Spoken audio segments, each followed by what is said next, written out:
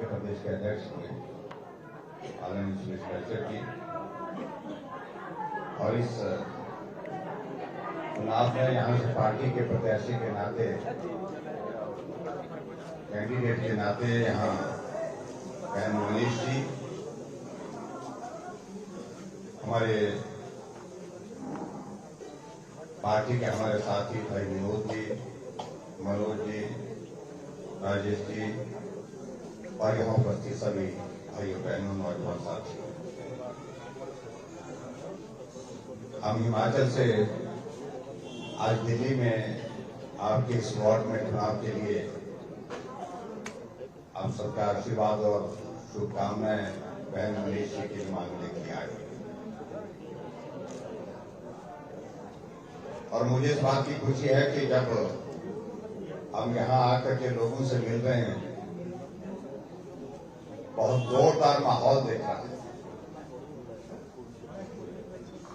और अब की बार यहाँ इस वार्ड से इसमें दो राय नहीं है, बहन मनीष जी को आप बहुत बड़े बहुमत के साथ जिताकर से भेजने वाले हैं अपना आशीर्वाद देकर के। लेकिन उसके सिलसिले में फिर भी कुछ बातों का जिक्र करने की बात यहाँ पर कही। हम तो हिमाचल, जैसा कहा गया कि एक पहाड़ के बाद फिर दूसरा पहाड़ शुरू होता है, दूसरा खत्म होता है, उसके बाद अगला शुरू हो जाता है। जीवन वहां का बहुत कठिन है और ऐसे प्रदेश से संबंध रखते हैं, लेकिन फिर भी उसके बावजूद हम उस बात को वहां पर जब देखते कि पहाड़ी प्रदेश होने के बावजूद, पिछड़ा हुआ होने के बावजूद भी इस प्रकार से पिछले कुछ अरसे से वहां पर विकास हुआ, वही उम्मीद हम दिल्ली से भी करते हैं। पिछले 8 वर्षों से दिल्ली में केजरीवाल जी का शासन है। पूरे देश के बीच ऐसा उन्हें एक संदेश दिया है कि ऐसा मानो कि दिल्ली में इतना काम कर दिया है, इतना काम कर दिया है, कुछ बचा ही नहीं। और हम तो इस बात को देख करके अगर हम एयरपोर्ट पे उतरे हैं तो सामने केजरीवाल जी का जो बहुत बड़ा प्रचार का होर्डिंग लगा होता है, रेलवे स्टेशन उतरे तो केजरीवाल जी मिलते हैं, बस स्टैंड जाए तो केजरीवाल जी मिलते हैं, दिल्ली की सड़कों पर घूमते हैं तो केजरीवाल जी मिलते हैं। और उनके जब वो सारे हम प्रचार के सारे वो चीजें देखते हैं तो स्वाभाविक रूप से कई बार मन लगता है कि शायद बहुत कुछ किया, लेकिन जब हम दिल्ली में घूमने सही मायने में निकलते हैं तो देखते हैं कि दिल्ली इन 8 वर्षों में जहां होना चाहिए था, जितना आगे बढ़ना चाहिए था, आगे नहीं बल्कि पीछे की तरफ। और दिल्ली ये सबका है भाई, ये देश का है। जब देश आगे बढ़ रहा है तो दिल्ली भी आगे बढ़ना चाहिए।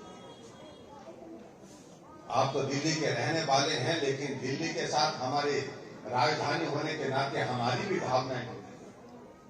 और दुख तब होता है जब हमारा देश आगे बढ़ रहा है, दिल्ली आगे नहीं बढ़ पा रहा है। और उसके लिए सबसे बड़ी बाधा अगर हमारे रास्ते में है, बाधा यह है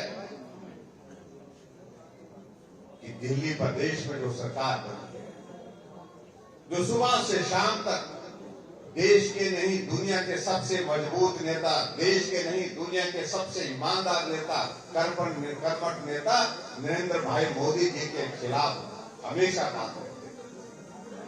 इससे बड़ा दुर्भाग्य नहीं हो सकता है। वैचारिक मतभेद हो सकते, लेकिन हर बात को लेकर के हर जगह आप देखते हैं कि खिलाफत इस तरह की करते हैं, सारी सीमाएं उनमें तोड़।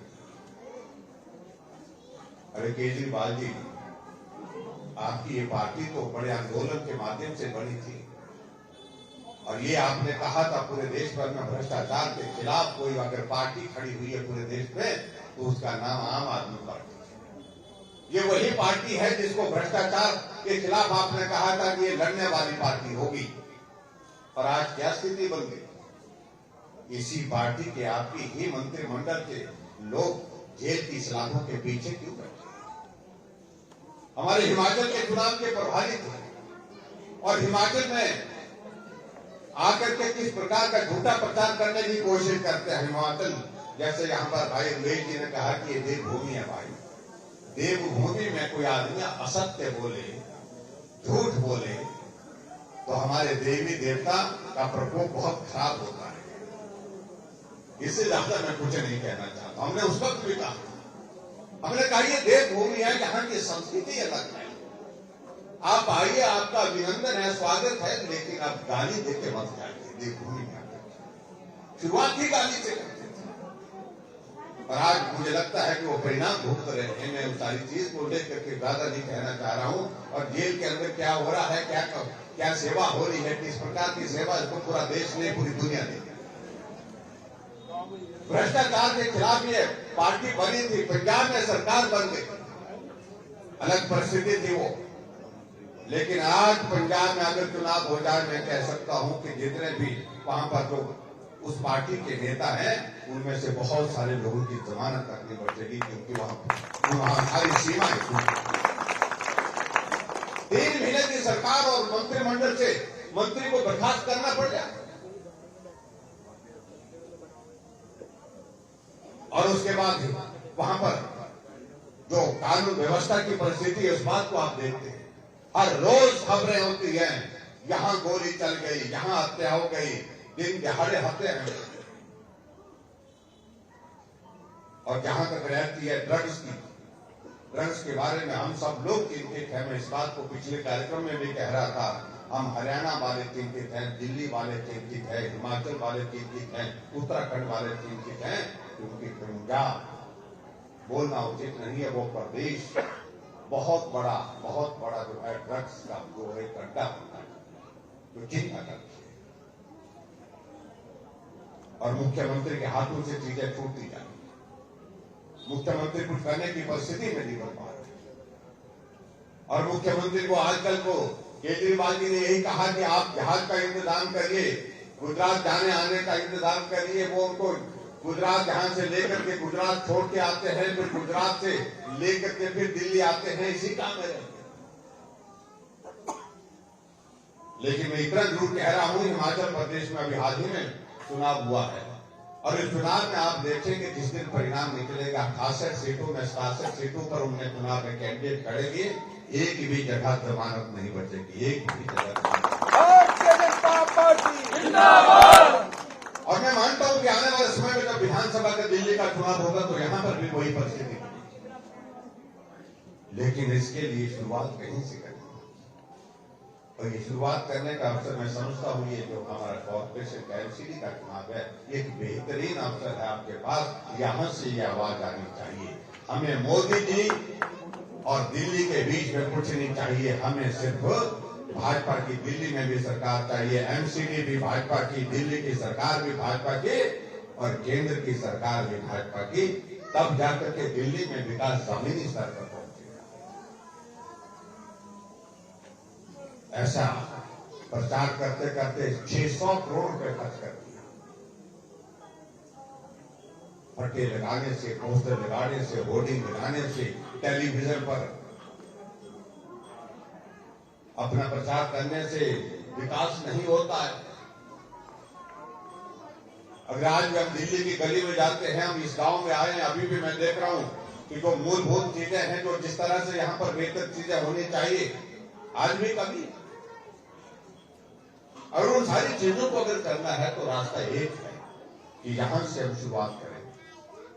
दिल्ली की एमसीडी के चुनाव में भारतीय जनता पार्टी की जीत हो, बड़ी शानदार जीत हो और जीत के बाद फिर अगला लक्ष्य हमारा ये होगा, जब 1 साल के बाद शायद चुनाव होगा यहाँ पर, मुझे लगता है कि अगले दिसंबर में, आज 2 साल के बाद 2025 में, हाँ हो सकता है पहले हो जाए, कोई मालूम नहीं पड़ता, पहले हो जाता है चुनाव हो जाए तो उसके बाद फिर हिसाब चुकता हो जाए।